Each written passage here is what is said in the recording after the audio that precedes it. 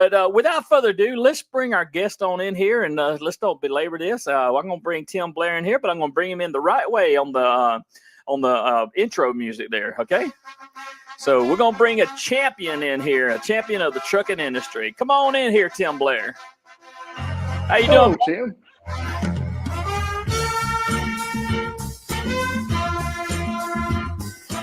All right, Tim. We always like to bring everybody in on the Rocky music there because every one of our truck driver friends out here are champions in their own right. Well, I appreciate that. I appreciate you having me on, Tim. We've been trying to get together for a while, and I'm glad this finally worked out. I always enjoy being around you and, of course, your co-host Steve as well. Absolutely, Tim. Absolutely. So tell me a little bit about yourself personally, and don't tell me about your trucking career yet. Just tell me about who you are, where you live at, and such stuff like that. Well, I'm Tim Blair. I live in Alcoa, Tennessee, a little small town south of Knoxville, about 15 miles south of Knoxville. I have a wonderful wife, Tara Jo, and we have a 10-year-old son, just full of energy and very active. So we enjoy sports. Of course, we're right in the height of sports season, football season, but we enjoy hanging out together, just being a family. I enjoy golf, the opportunity to play. Of course, UT football, big fan of UT football, and so we're right in the mix of that. I do enjoy just travel sometimes, just some small trips. 10-year-old, like seeing different parts and Tim, if you can hear me, I'm having a little bit of problem. You're frozen up over there. We wasn't having this problem before the show, but now okay. I see you now. I can hear you now. Can you hear me? You have me now, Tim? Okay, I've got you, Tim. Do you have me? Yeah, I got you. All right, just go ahead and continue. Okay, you got me now? Yes. Okay. Did you get all of that I was talking about? No, I got some of it, but it was breaking up. So just go ahead and do it again. Okay, yes, sir, absolutely. Well, I'm Tim Blair. I'm from the Knoxville, Tennessee area. I live in a small town just south of town, Alcoa. It's about 15 miles south of Knoxville. I have a wonderful wife, Tara Jo. We have a 10-year-old son, and we enjoy sports. We enjoy golf whenever we get the opportunity to play that. A little bit of travel, and also one of my hobbies that I've picked up in the last couple of years is TDC. I love doing the truck driving championships. Yeah, absolutely. So you said in the last couple of years. So how long have you been competing in TDCs? I've competed 3 times Yeah. in 2019, 2023, and 2024. This past Okay. year. You had any success at it yet? Yes, sir. Actually, in 23 and 24 was very fortunate to win in the state of Tennessee in the 5-axle, go to the Nationals, and somehow last year it worked out. Had my eyes in the right place and won the best pre-trip at the Nationals last year. Absolutely, that's awesome. Yeah. Just that was in Columbus, right? Yes, sir. That was in Columbus. I believe I was there. Yeah, I think that's the first time we met was when we were in Columbus, Tim. Yep, absolutely. Man, I tell you what, they keep us road team guys busy over there, and so it's a blur sometimes. Talking to people and doing this, and you got to be here, you got to be there. So I do remember meeting you and all. So yes, yep, sir. it's absolutely been a pleasure. Well, Tim, let's jump right on into it. Let's jump into your story about how you started out in this great industry that we have, and talk a little bit about that. Well, I started out in this industry at 18 years old. I'm third generation driver. My grandfather was a driver. He was a trucker. My dad was a trucker. And just looking for something that may interest me. I like to travel. I like to drive. And so put my foot in the door, started loading, unloading trailers at 18, worked my way through an apprentice program and started driving almost 21 years ago now. Oh, wow. So you went through the apprentice program. Is that what you're saying? Yes, sir. I went through an apprentice program the company I work for has, and they trained me to drive, and so at that point, found that I really enjoyed driving a truck. I fell in love with trucking, and still have that enthusiasm today. I still love it. Still love all aspects of it.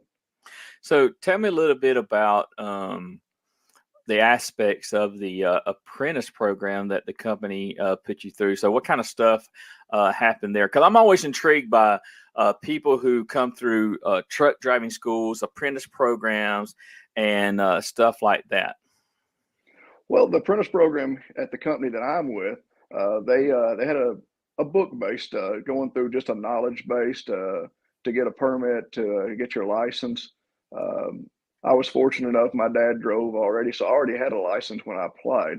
I already had a CDL, and but I did go through the education side of it, just learning about the knowledge of the industry, also just about what I would be doing, making sure of proper pre trips, post trips, and then once we finished up the book education, started the hands on. I was very fortunate that I was able to hustle. I was able to switch on the yard, moving trailers in and out for probably 3 years before I started driving.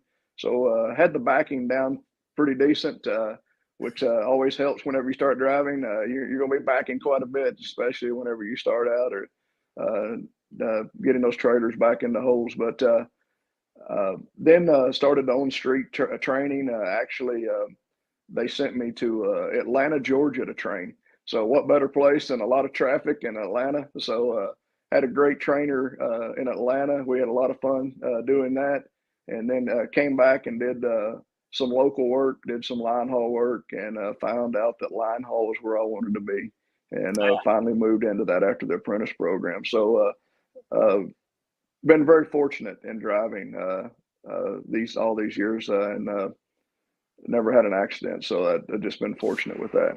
Yeah, that's awesome. That's actually a big accomplishment Yes, there.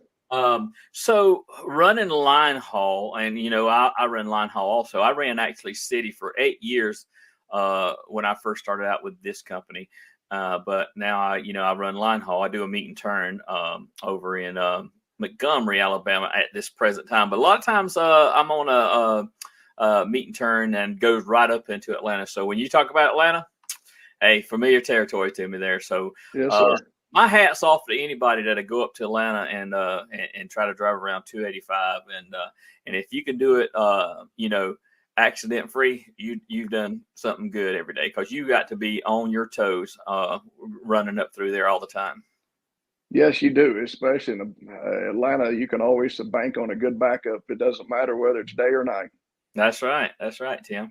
Yeah. So I understand that you are on the Tennessee road team. I want to touch on that just for a few minutes. And now, you know what? Before we go there, I want you to talk about your dad a little bit. Tell me about your dad and his trucking career, because originally I wanted to have you guys both on here. It just hasn't worked out, and maybe we can do that in the future. But just talk to me a little bit about your dad and your dad's career and all that. Yeah, absolutely. Dad started driving probably in his late teens. Great stories of just how that operated back then. He wasn't even old enough to carry a license, but I remember Dad telling me that he would cut out numbers in the newspaper and laminate them in his license to kind of lie about his age. He said he was 25 for quite a few years to drive, but just how it's changed from whenever he started the first truck he started driving. I don't even remember what he told me it was, but I just remember the story of he walked in, he cleaned his truck up, he had it just shining like a brand new truck.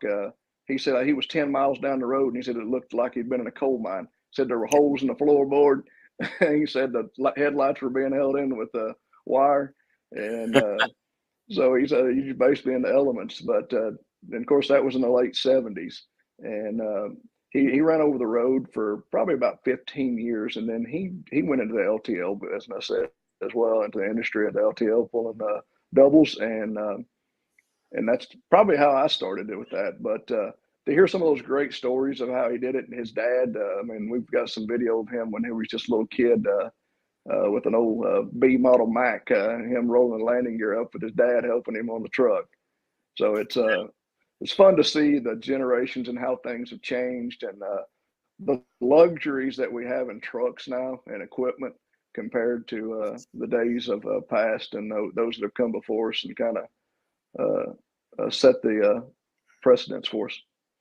Absolutely. And so you're third generation truck driver. So Yes, sir. I guess it's pretty much, well to say that it's in your blood. So, Yes, sir. Absolutely. Absolutely. Still love it every day. and who knows, maybe that 10-year-old that you got, maybe, he'll get grow for the love of it, but Yeah, we yeah, don't know what's held in the future. Yes. that's right. Absolutely. See, I'm just a first generation truck driver. But my son, he went on to become a nurse, and now he's a nurse practitioner, and so my daughter's a teacher, and so none of them are truck drivers by career, but I'm okay with that because the trucking industry has been so good to me that I've had the opportunity to help put both of them through college. Yeah, absolutely. Compared to the days when my dad started at 7 cents a mile, I mean, I just it's hard to imagine to the great wages that we have now and the great benefits that we have in this industry.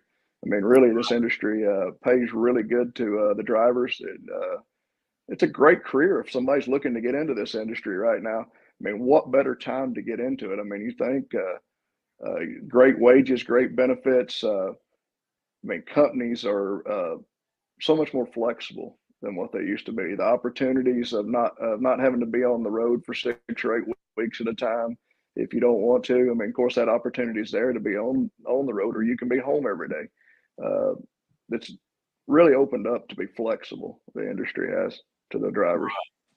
Yeah, absolutely. And it's kind of funny you say that. I was on my way home yesterday from work, and I was actually we have a Jeep, and I drove the Jeep to work that day, and I had the top down, and I'm just sitting at the red light, and some gentleman rolled his window. He said, "Hey, man, it's FedEx hiring." You probably hear that with your Yes, job, but also I said, "No, man, we're not hiring right now. It's kind of slow." I said, "But hey, man, if you go to FedEx.com/careers, we might have something there." But anyway, long story short, he told me, he said, "Man, I just got out of school. I got all my endorsements and everything like that." And, I said, "Dude," I said, "you won't have a problem getting a job. It might not be with FedEx, but you won't have a problem getting the job since you got your CDL and you got all your endorsements there." that's right. I mean, his career is endless now. Whatever he wants to do with the endorsements, he's already gone through the training. Of course, a lot of companies now will move it on further whenever you start in the industry. But hopefully, he has a wonderful, successful career in transportation. It's been great to me and my family. Provided very well. I mean, provided well for my parents, my grandfather as well. So it's been very good to us as a family. Right, right. Now, you and I was talking beforehand, and you said you ran city for about 9 months, right? And Yes, sir. then you went on into line haul there. Like I told you, I ran city for about 8 years. Pushing and pulling and unloading freight off the back of the truck and all that. I couldn't do it this day and time. I know I couldn't hang with it this day and time. I would try, but I couldn't hang with it right now. But I'm going to tell you what. You know, I would encourage anybody that's looking for a career that wants to make good money, and you can testify this too, Tim. This is the career to be in. It's not like it used to be, where everybody thinks that you're going to be gone for weeks and months at a time. You could pretty much make this career what you want it to be. You can run OTR over the road if you want, or you can run south, regional, or you can run local, and you can pretty much, be home every night like we are, if you want to. So it's a great industry, and the industry I think has changed in that respect for the better over the years. Oh, absolutely, Tim. You you can't ask for better than what companies do for the drivers now. I mean, there's driver appreciations. They actually appreciate the driver now. The Mhm. driver has a lot of comforts. They listen to the driver and some of the equipment they order now. I mean, my goodness, and the equipment that we have now, there's so much technology in it. Whether it's the effectiveness of the engines, how much more efficient they are, how much more Right. reliable the trucks are.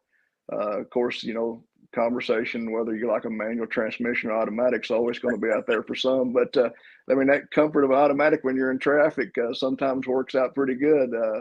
I still kind of miss changing the gears, though. Yeah. It may be just a preference, but maybe if I went back to a manual transmission, maybe I'd wish I had the automatic. I don't You know. wish But it I mean, oh, go you ahead, would Tim. if you drive in Atlanta traffic very much, you will appreciate the automatic.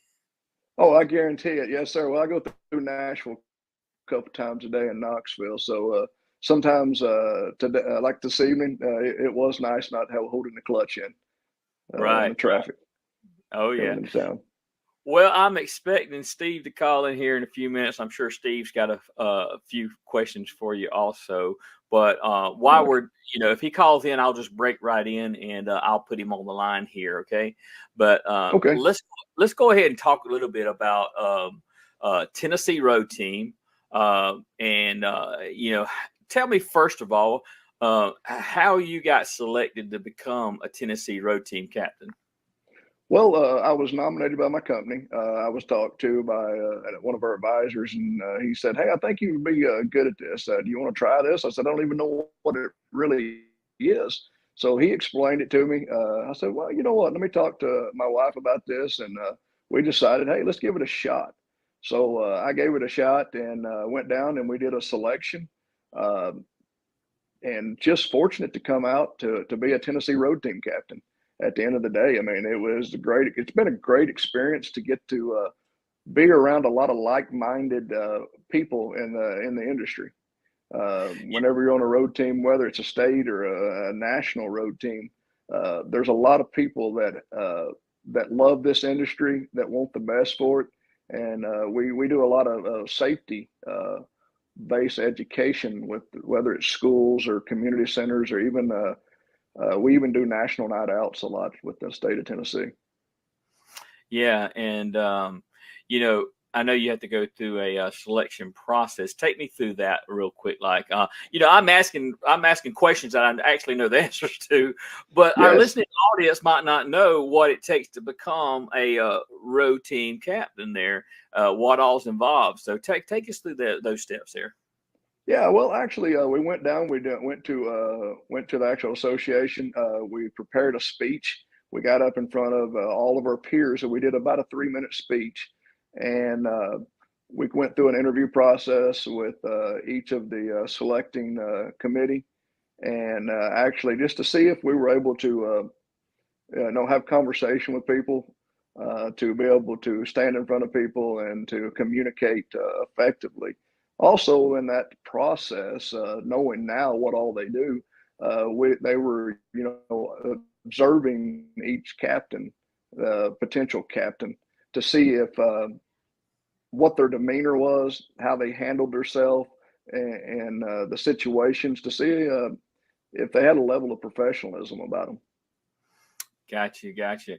So as a Tennessee road team captain, I mean, I tell you what, hands down, Tennessee road team is one busy road team. I know.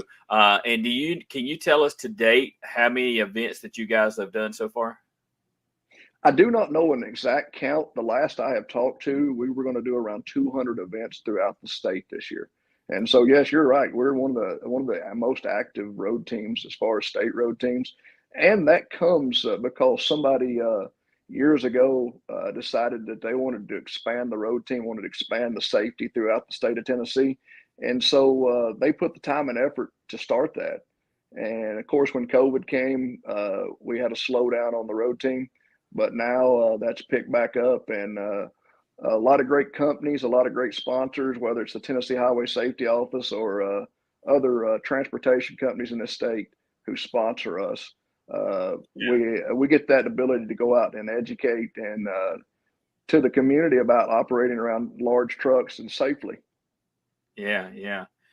And tell us a little bit about the variations of events. Tell us, from one aspect to one event to the next. Tell us a little bit about the differences between the events that y'all do. Well, absolutely. I like to say that we have a range from a toddler all the way to a 100-year-old if you can come out to one of our events. Starting with we can go into preschools and bring in a touch a truck. We can just let them sit around the truck, sit inside of it. Of course, the most important thing when you do that, you got to let them blow the horn, Tim. That's one of the greatest things to do with a kid whenever he's in the truck. But we also go into middle schools and high schools, do some recruiting for the transportation side. One of our most successful, probably I wouldn't say most successful, but one of the events that I think everybody has the most fun with, but turns into one of the most serious is we have some drunk goggles, as I call them, impaired vision goggles. And we pair those with some pedal carts, and we set up a course, have them drive through it, and show them what can happen if you drive impaired, showing them what 2 inches looks like. You may cross that line in 2 inches, and it affects so many people's lives. So we like to try to drive that home, even distracted driving. I have a friend, he's a mutual friend of ours that we talk about some different things, road team events. And he was telling me about his distracted driving, about how he has students close their eyes for 6 seconds. He moves around the room, and in 6 seconds, a lot can happen. Well, I've taken that as well and just used his and talked to students about, would you close your eyes for 6 seconds going down the highway at highway speeds? And of course they would, you get the reaction, well, of course I would. And well, when you send that text message, you're absolutely doing that. You're taking your eyes off the road, being a distraction. So we do a lot of that in the high schools. We get into what we call the aging group in the state of Tennessee. That is the group more 65 and older. We do some events where we'll come in and have you bring your car in, and maybe we make some recommendations to you. We call it car fit. That set up your car. Maybe you're sitting too close to the steering wheel. We can make a recommendation that you move away from the steering wheel a little bit. We can help them adjust their mirrors to alleviate some of those blind spots, hard to see. And that is an excellent program, especially for the aging population, that they can feel safe operating on the highway. Of course, we do we call it the no zone in Tennessee. A lot of people call it the share of the road throughout the country, but we take and show the blind spots in a truck. I think I've seen more eye-opening to drivers that are not school age drivers, but maybe 20s, 30s, 40-year-old drivers. When they climb up in the truck and they see that those spots are there, it's kind of eye-opening. They say, I've been driving for years and I never realized that these were here. So we like to educate people. We don't want to scare anybody. We just want to educate you. And as I say, education is, knowledge is very powerful, because you can take that and use it. Right. And I agree with that. And, of course, I do a lot of, well, we got the call coming here. Let me take this call here. Steve calling in, okay? Okay. Hey, welcome to Truckers Voices. Who do we have on the line here? Mr. Taylor, how you doing, sir? Steve Brand, welcome to Truckers Voices on the other end of the phone. Yes, sir. Been listening to you on the show, going through Lexington, Kentucky, headed south, and just wanted to call in and tell everybody hello. Well, say hello to Tim Blair, our guest tonight. You've been listening to the show, so you've heard some of it. You got some questions for Mr. Blair tonight? Tim, Bench, you're talking about the Tennessee road team. How long are you an active captain, and when did you get on the team? Well, Steve, good to talk to you once again. Always good to talk to you. But I started back in 2023. Last year was my first year on the road team. It's a 2-year stint on the road team, but also that continues as once a road team captain, always a road team captain. So in the state of Tennessee, of course, we have so many events. They utilize the road team captains for as long as the company will sponsor them. All right. Yeah, I didn't know. I listened to the show till I called in. I didn't know if you talked about that or not. But well, congratulations, man! Welcome to the safety world. I mean, this is awesome. I absolutely love doing safety events. I just did one up in Baltimore last Saturday, and we had a real good turnout and had a good time. Right? Oh, absolutely. Anytime you can get out and talk about the safety aspect of the industry and show the motoring public or just the community that you may be in that trucks really aren't scary. They're just large, and you can operate safely around this. We just have a space, and we just ask you to respect that space and to know, hey, there are possible blind spots. We're not telling you that it's unsafe to pass us, but just don't hang out in those areas. Don't just park there and sit there for long periods of time. And everybody will arrive home safely, and that's what we want at the end of the day. As professional drivers, we want you to get home safely, but we also want to get back home to our families. We have families as well. Exactly. So, did you ever drive coast to coast or anything, or have you always been with the company you're with? I've always been with the company that I'm with. Probably about as far out as I have been in a truck is probably